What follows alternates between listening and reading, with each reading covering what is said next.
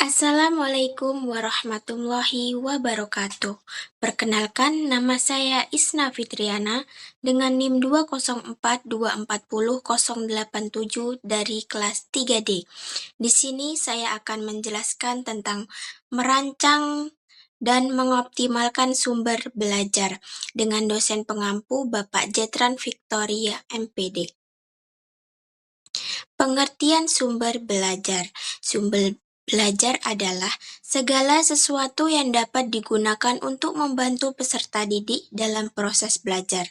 Sumber belajar berfungsi memberikan informasi, pengetahuan, keterampilan, dan pengalaman belajar.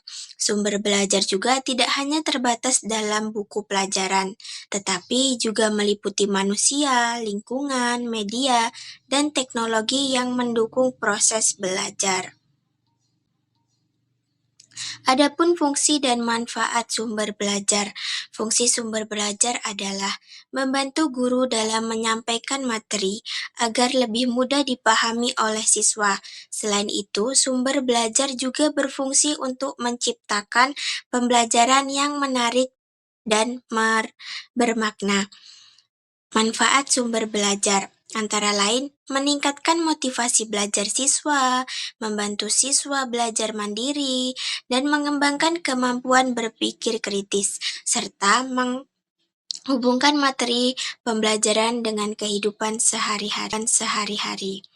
Nah, jenis-jenis sumber belajar yaitu sumber belajar manusia meliputi guru, narasumber, dan orang-orang yang memiliki keahlian tertentu. Sumber belajar cetak seperti buku teks, modul, dan LKS. Sumber belajar non-cetak seperti video, audio, dan media visual. Selain itu, lingkungan sekitar dan teknologi digital juga dapat dimanfaatkan sebagai sumber belajar. Nah, pengertian merancang sumber belajar. Merancang sumber belajar adalah proses perencanaan dan penyusunan sumber belajar yang akan digunakan dalam kegiatan pembelajaran. Perancangan sumber belajar dilakukan agar sumber belajar sesuai dengan tujuan pembelajaran, materi yang diajarkan, serta karakteristik dan kebutuhan peserta didik. Nah, langkah-langkah merancang sumber belajar yaitu langkah yang pertama dalam merancang sumber belajar adalah menganalisis tujuan pembelajaran yang ingin dicapai. Langkah selanjutnya yaitu menganalisis karakteristik siswa, menentukan materi pembelajaran, memilih jenis sumber belajar yang sesuai, mengembangkan atau memodifikasi sumber belajar, serta mengevaluasi penggunaannya dalam pembelajaran. Adapun prinsip merancang sumber belajar. Dalam merancang sumber belajar, guru perlu memperhatikan prinsip kesesuaian dengan tujuan pembelajaran.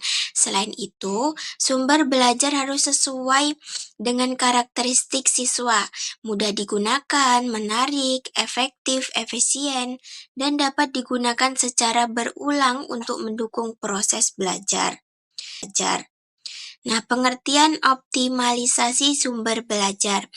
Optimalisasi sumber belajar adalah upaya memanfaatkan sumber belajar secara maksimal agar memberikan hasil yang optimal dalam proses pembelajaran. Optimalisasi dilakukan agar sumber belajar tidak hanya tersedia, tetapi benar-benar digunakan secara efektif dan mendukung tercapainya tujuan pembelajaran.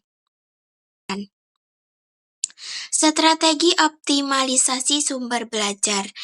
Mengoptimalisasikan berbagai sumber belajar, memanfaatkan teknologi informasi, mengaitkan materi dengan kehidupan nyata, dan melibatkan peserta didik secara aktif. Peran guru. Di sini guru berperan sebagai perancang sumber belajar yang sesuai dengan tujuan dan kebutuhan siswa.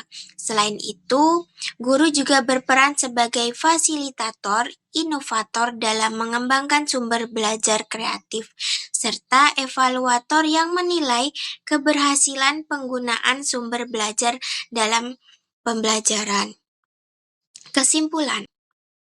Kesimpulan, Sumber belajar merupakan komponen penting dalam proses pembelajaran.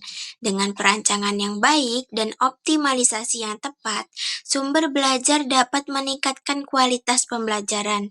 Guru memiliki peran utama dalam memilih, merancang, dan memanfaatkan sumber belajar agar pembelajaran menjadi lebih efektif, menarik, dan bermakna. Itulah yang dapat saya jelaskan, semoga bermanfaat. Saya akhiri. Wassalamualaikum warahmatullahi wabarakatuh.